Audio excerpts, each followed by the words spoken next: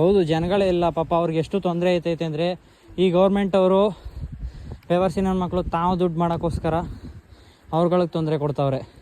ಪ್ರಾಪರಾಗಿ ಏನು ಚೆಕ್ ಮಾಡ್ತಿದ್ದಾರ ಅದು ಇಲ್ಲ. ಸುಮ್ಮನೆ ಪ್ಲಾಸ್ಟಿಕ್ ಗೀಸ್ಟಿಕ್ ನೋಡಿ ಎಷ್ಟು ಬತ್ತ ಪ್ಲಾಸ್ಟಿಕ್ಗಳೆಷ್ಟವೆ. ಸೊ ಅದು ಪ್ರಾಪರ್ ಇಲ್ಲ, ಬರೀ ದುಡ್ಡು ಕಲೆಕ್ಟ್ ಮಾಡಿದ್ರೆ ಸಾಲದು, ಅದಕ್ಕೆ ತಕ್ಕಂತೆ ಮೇಂಟೆನೆನ್ಸು ಇರಬೇಕು. ಫಾರೆಸ್ಟ್ ಅವ್ರು ಬೈಯೋಕ್ಕೂ ಆಗಲ್ಲ ಪಾಪ, ಅವ್ರಿಗೂ ಏನೂ ಗೊತ್ತಿಲ್ಲ. ಗೌರ್ಮೆಂಟ್ ಅವ್ರು ಏನು ರೂಲ್ಸ್ ಕೊಡ್ತಾರೆ ಅವ್ರು ಅದನ್ನು ಫಾಲೋ ಮಾಡಬೇಕು.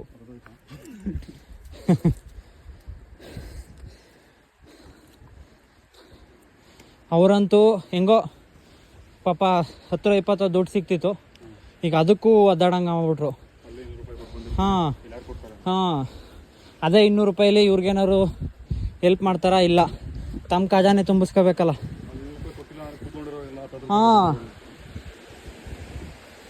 200 ರೂಪಾಯಿ, ಯಾಕಂದರೆ ಈ ಪ್ರದೇಶದ ಜನ ಎಲ್ಲ 200 ರೂಪಾಯಿಗೋಸ್ಕರನೇ ಇಡೀ ದಿನ ಎಲ್ಲ ಸಂಪಾದನೆ ಮಾಡಬೇಕು. 200 ರೂಪಾಯಿ ಕೊಟ್ಟು ಟ್ರೆಕ್ಕಿಂಗ್ ಮಾಡೋಷ್ಟು ಧನವಂತರಂತೂ ಇಲ್ಲ ಇಲ್ಲಿ. ಮೈಸೂರು ಸೈಡವರೆಲ್ಲ ಈಗ ಈ ಪ್ಲೇಸ್ ಗೊತ್ತೇ ಇಲ್ಲ ನೋಡೋದು. ಅದಕ್ಕೆ ಒಂದು ವೀಡಿಯೋ ಮಾಡಿ ಹಾಕಬೇಕು, ಗೌರ್ಮೆಂಟಿಗೆ ಟ್ಯಾಗ್ ಮಾಡಬೇಕು. ನಂದು 1 ಲಕ್ಷ 2 ಲಕ್ಷ ಹೋಯ್ತದೆ. ನಂದು 1 ಲಕ್ಷ 2 ಲಕ್ಷ ನೋಡ್ತಾರೆ. ಮದನ್ ಶೇವ ನಂದು RCB ಟ್ರಾವೆಲರು ಸೊಸೈಟಿದು. RCB ಟ್ರಾವೆಲರ್ ಹಾಂ, ನಮ್ಮದು NGO ಆ್ಯಕ್ಚುಲಿ. ಗೌರ್ಮೆಂಟ್ ಸ್ಕೂಲ್ಗಳಿಗೆ ಫ್ರೀಯಾಗಿ ಪಾಠ ಮಾಡ್ತೀವಿ ಹೋಗಿ. ಅದು ಮಿಸ್ಟರ್ ಟಾರ್ಕು 3 ಐಡಿ ಐತೆ ನಂದೆ.